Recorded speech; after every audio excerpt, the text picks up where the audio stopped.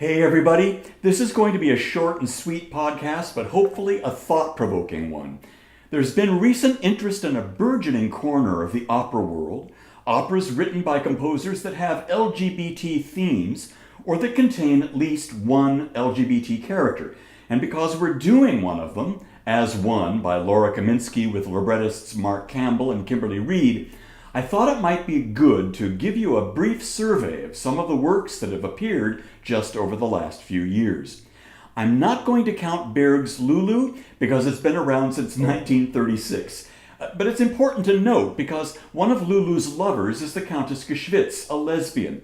Kind of a brave move for an Austrian composer in the shadow of the Nazi regime.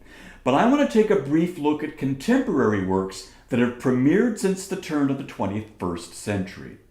Those works include Brokeback Mountain by Charles Wuorinen, based on the short story by Annie Proulx, who also provided the libretto. It premiered at the Teatro Real in Madrid and had a couple of productions in Austria and Germany.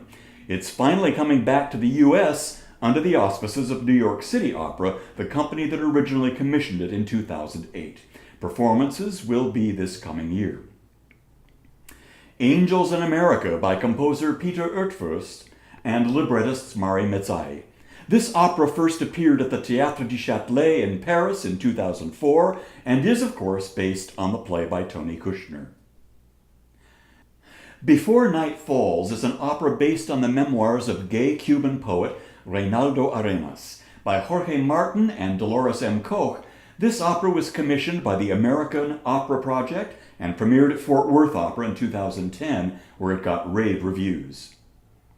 Fellow Travelers, about a romance between two men working with the State Department during the McCarthy era in the 50s, was composed by Gregory Spears to a libretto by Greg Pierce. It premiered at Cincinnati Opera in 2016 and has been slated for none other than the Chicago Lyric Opera this coming season. Oscar, an opera by Theodore Morrison and John Cox about the trial and imprisonment of the writer Oscar Wilde for gross indecency in England, premiered at Santa Fe Opera in 2013 and has since been revised in a chamber version for Opera Philadelphia. This was a work written as a vehicle for and with the encouragement and active collaboration of countertenor David Daniels. 27 is an opera by Ricky Ian Gordon and Royce Vavrek that premiered at St. Louis Opera in 2014. This is an opera about the relationship between Gertrude Stein and Alice B. Toklas, and it's a wonderful vehicle for the mezzo-soprano Stephanie Blythe. It later had a production at Pittsburgh Opera and was presented at the New York City Center. These are only a few works from a quickly growing list of works based on LGBT themes, and the opera we're presenting in November, As One, is the very first opera on a transgender theme.